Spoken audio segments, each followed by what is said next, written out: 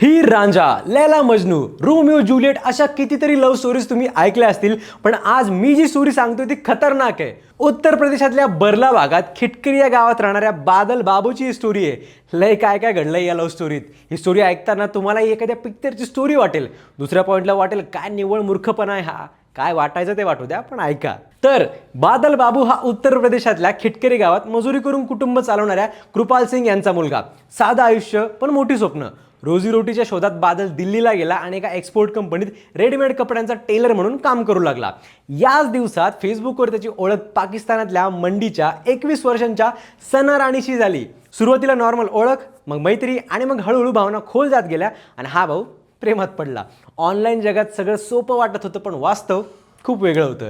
2 जानेवारी 2024ला बादलने आयुष्यातला सगळ्यात मोठा निर्णय घेतला. कोणतीही ऑफिशियल परवानगी न घेता, कोणताही विजा नसताना तो नेपाळ मार्गे थेट बॉर्डर क्रॉस करून पाकिस्तानात गेला. फक्त आपल्या गर्लफ्रेंडला प्रत्यक्ष भेटण्यासाठी. प्रेमासाठी केलेला हा येडेपणा पुढे जाऊन किती मोठं वादळ घेऊन येईल याची त्याला खरंच त्यावेळी कल्पना नव्हती. पहिल्यांदा तो पाकिस्तानात गेला तेव्हा पाकिस्तानी आर्मीने त्याला पकडलं आणि नंतर इंडियन आर्मीच्या हवाली केलं. काही दिवसात तो पुन्हा भारतात परतला. 23 नोव्हेंबरला तो दिल्लीवरनं त्याच्या गावी आला. कुटुंबाने त्याला खूप समजावलं की बाबा रे, बॉर्डर ओलांडणं धोकादायक आहे, असं पुन्हा करू नकोस. पण प्रेमात पडलेला माणूस कधी कोणाचा ऐकत असतो का? 22 डिसेंबर 2024ला त्याने हिम्मत करून म्हणा किंवा वेडेपणा करून म्हणा, पण परत दुसऱ्यांदा बॉर्डर क्रॉस केलीच. यावेळी तो थेट मौंग गावात सना राणीच्या घरी पोहोचला. फायनली त्याच्या मंजिलवर. 2 दिवस तो तिच्या घरी राहिला सुद्धा, पण नंतर घडलेली घटना सगळं चित्र बदलून टाकणारी होती. सना राणीच्या आई आणि बहिणीने बादलला घराबाहेर हाकलून लावलं. त्यावेळी बादल एकटाच होता, परक्या दुश्मन देशात, ओळखीशिवाय, आधाराशिवाय. बरं, हा गडी काही ऐकायला तयार नव्हता. धुरंधर बनून त्याने तिथंच थांबण्याचा निर्णय घेतला. या भाऊने नवाब असगर नावाच्या एका माणसाकडे काम स्वीकारलं.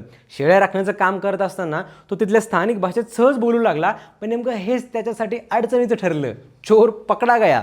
गावकऱ्यांना संशय आला. त्यांनी पोलिसांना माहिती दिली. 27 डिसेंबरला तिथल्या लोकल पोलीस स्टेशनचे इन्स्पेक्टर अंजुम शहाजाद यांनी बादलला अटक केली. चौकशीत बादलने गुणीवाळासारखं सगळं खरं खरं सांगितलं. तो कोणी स्पाय नव्हता. त्याने पाकिस्तान विरुद्ध काही कोणतं कट कारस्थान नव्हतं रचलं. फक्त प्रेमासाठी तो बॉर्डर क्रॉस करून आला होता. 10 जानेवारी 2025ला त्याला कोर्टात हजर केलं गेलं आणि मंडी जेलमध्ये पाठवलं गेलं. नंतर त्याची रवानगी दुसऱ्या एका जेलमध्ये सुद्धा करण्यात आली.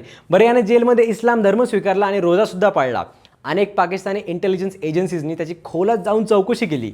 शेवटी बॉर्डर क्रॉस केल्याचा आरोप सिद्ध झाला आणि 13 मेला कोर्टाने त्याला 1 वर्षाची शिक्षा सुनावली. या सगळ्या तमाशात बादलसाठी एक माणूस देवदूतासारखा पुढे आला.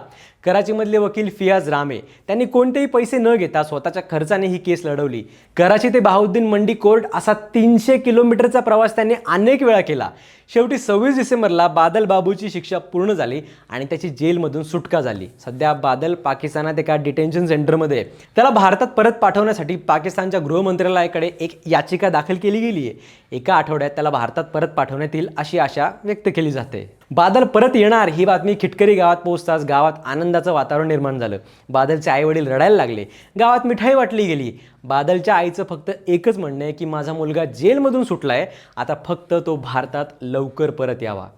ही गोष्ट प्रेमाची नक्कीच आहे, पण त्याचबरोबर ती सावधगिरीची सुद्धा आहे. एका चुकीच्या निर्णयाची किंमत कधी कधी पूर्ण आयुष्य वेचून चुकती करावी लागू शकते. याचं जिवंत उदाहरण म्हणजे बादल बाबू. हा बादल लक्की होता म्हणून थोडक्यात वाचला नसता दोन्ही देशांचे राजकीय संबंध बघता परिणाम अजून खूपच वाईटच होऊ शकले असते. ही स्टोरी ऐकून तुम्हाला काय वाटलं हे आम्हाला कमेंट्समध्ये नक्की सांगा आणि लगावतीला सबस्क्राईब करायला विसरू नका.